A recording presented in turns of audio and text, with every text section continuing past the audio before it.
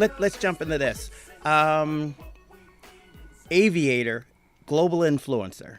Okay, that's you. Well, I think that's probably an overstatement. It's not an Would be overstatement. I know global better. influencer in my own mind. No. Yeah. I know better. I've been all over the world, and your name comes up, so I know. And most of my influencer friends comes from my association with you.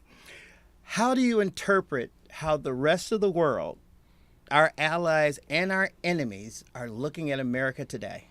Well, I think it's pure speculation on my part. My experience comes from only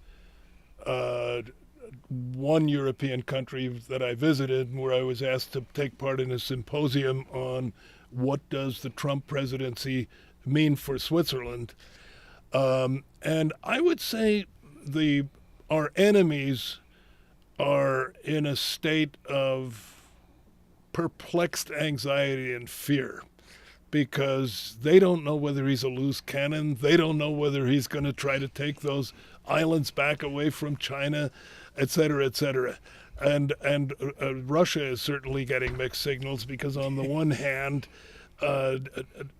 Donald Trump privately has done a lot of business with Russians. Trump casinos, Trump hotels, Trump golf clubs, and Trump properties are a huge deal. I mean, this is an upmarket prestige brand in Russia, way beyond what it is in the United States. So there's a lot of Russians want to have some Trumpism rub off on him.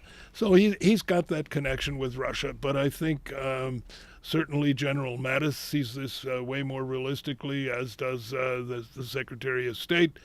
And but I think there's a sort of they're off balance right now. They don't know what to expect. And I would say the spy networks in Washington are probably working overtime.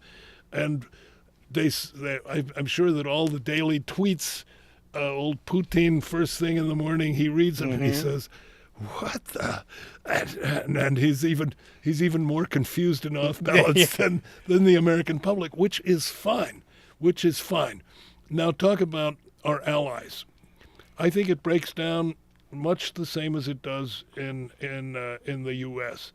When I was in Switzerland, if you read the Swiss media, you have the feeling that, this is the greatest disaster to befall the free world since World War II, and this guy is crazy. We have a mentally defective in charge of the free world, and woe is us, and it's all terrible.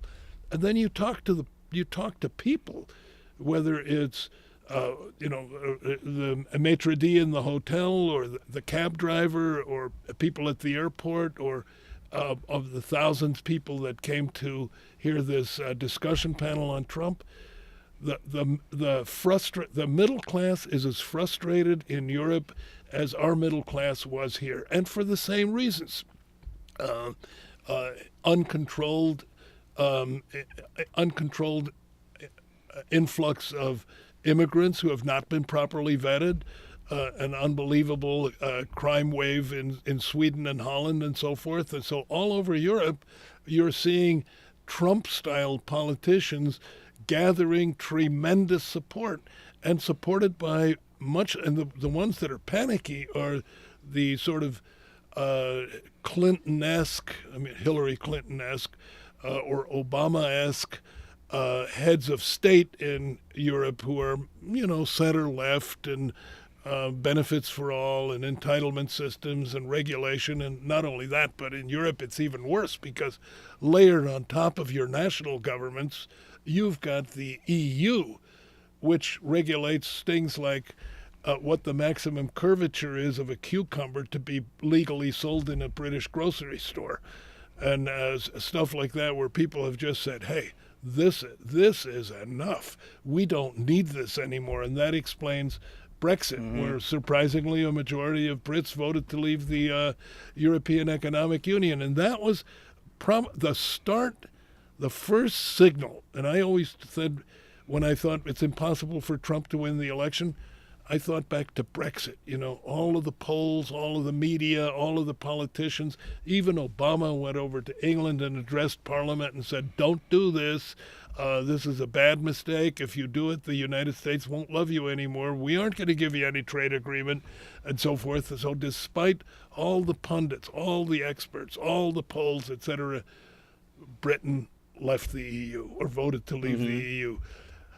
And much the same phenomenon with the election of Donald Trump. It's basically the established middle class that says, we've had enough of this stuff. We want a radical change. So it breaks down, as I say, our enemies are off balance.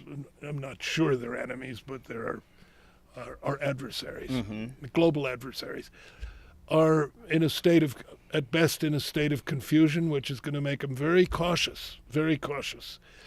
And our allies are split the same way we are. The left thinks it's horrible. The conservative and middle class right think it's the best thing that's happened in a long time.